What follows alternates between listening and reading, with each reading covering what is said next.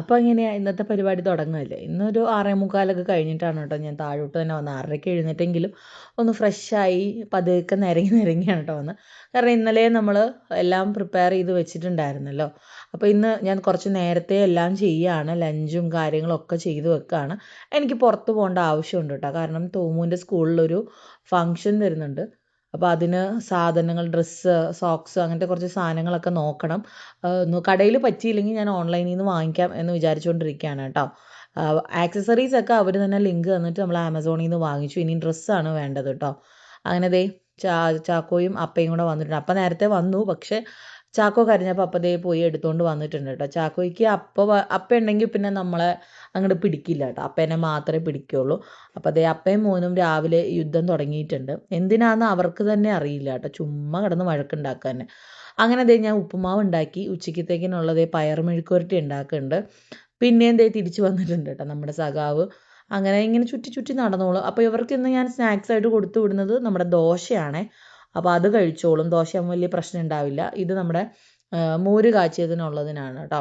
അപ്പോൾ ഞാൻ മിക്സിയിലൊന്ന് അടിച്ച് വെച്ചിട്ടുണ്ട്.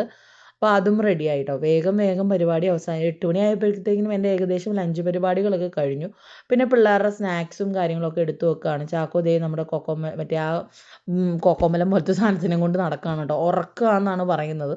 എന്തെങ്കിലും ചെയ്തോന്ന് ഞാനും പറഞ്ഞു. മിണ്ടാണ്ട് കരയാണ്ടിരുന്നാൽ മതി, വേറെ ഒരു പ്രശ്നമില്ല. ചില നേരത്ത് രാവിലെ ഒരു കിണുക്കുണ്ട്.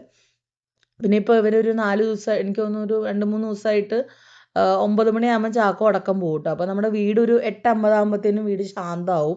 വേറെ ഒന്നുമില്ല. ഇന്ന് നമുക്ക് ലഞ്ച് പരിപാടിയും കഴിഞ്ഞുകൊണ്ട് ഇനി വേറെ ഒരു പരിപാടിയും ഇല്ല. ചോറ് മാത്രം വെച്ചാൽ മതി. അത് ഞാൻ മമ്മിയോട് പറഞ്ഞു. മുട്ട വറക്കാനുള്ള അടക്കം ഞാൻ എടുത്ത് വെച്ചിട്ടുണ്ട് കേട്ടോ. അപ്പോൾ മമ്മിക്ക് കുറച്ച് ഈസിയാണ്. കാരണം മമ്മിക്കും ബിസിനസ്സും കാര്യങ്ങളും ഒക്കെ തിരക്കുള്ളതാണ്. അപ്പോൾ അതിൻ്റെ ഇടയിൽ ഞാൻ ഓരോ പോസ്റ്റ് വെച്ചിട്ട് പോയാൽ അത് മമ്മിക്കത് ബുദ്ധിമുട്ടാവും. സോറി. അങ്ങനെ ദേ ചാക്കോൻ്റെ ബേബീനെ സക്സസ്ഫുള്ളി ഉറക്കി ദേ സോഫയിൽ കൊണ്ട് കിടത്തിയിട്ടുണ്ട് കേട്ടോ.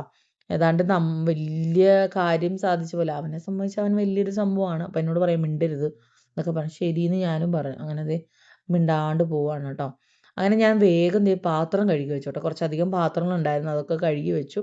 അപ്പോൾ ഇത് മുട്ട വറക്കാനുള്ള മിക്സും മോര് കാച്ചിയതുണ്ട്, പയർ മെഴുക്കുവരട്ടിയുണ്ട്, അങ്ങനെ കുറച്ച് കുറച്ച് സാധനങ്ങൾ കേട്ടോ. ചോറ് തിളപ്പിച്ചൂറ്റാനും ഉണ്ട് കേട്ടോ. അങ്ങനെ വേഗം നമ്മൾ പരിപാടി അവസാനിപ്പിച്ചു. 8:45 ആയപ്പോൾ ദേ പ്രാർത്ഥിച്ചു ഒക്കെ സ്കൂളിൽ പോവുകയാണ്. അപ്പോൾ ഞാൻ പറഞ്ഞിട്ടുണ്ട് കുറുമ്പൊന്നും കാണിക്കാണ്ട് ഗുഡ് ബോയ് ആയിട്ട് തിരിച്ചു വന്നോളൂ. ചാക്കോയ്ക്ക് അപ്പം ഉണ്ടാക്കുന്നതുകൊണ്ട് എന്നും കരച്ചിലാണ് കേട്ടോ. അപ്പോൾ 3 ദിവസമായിട്ട് കരച്ചിലാണ്. ഇവിടുന്ന് ചിരിച്ച് കളിച്ച് പോവുമെങ്കിലും അവിടെ ചെല്ലുമ്പോൾ കരയുമെന്നാണ് ഡോൺ ചേട്ടൻ പറഞ്ഞത്. അങ്ങനെ എന്താ പറയുക, ഇന്നത്തെ ഒരു ദിവസം വേഗം തുടങ്ങി വേഗം അവസാനിച്ചു കേട്ടോ. പണികളൊക്കെ വേഗം അവസാനിച്ചു. അപ്പോൾ നമുക്ക് ഇനി നാളെ കാണാം. ബൈ.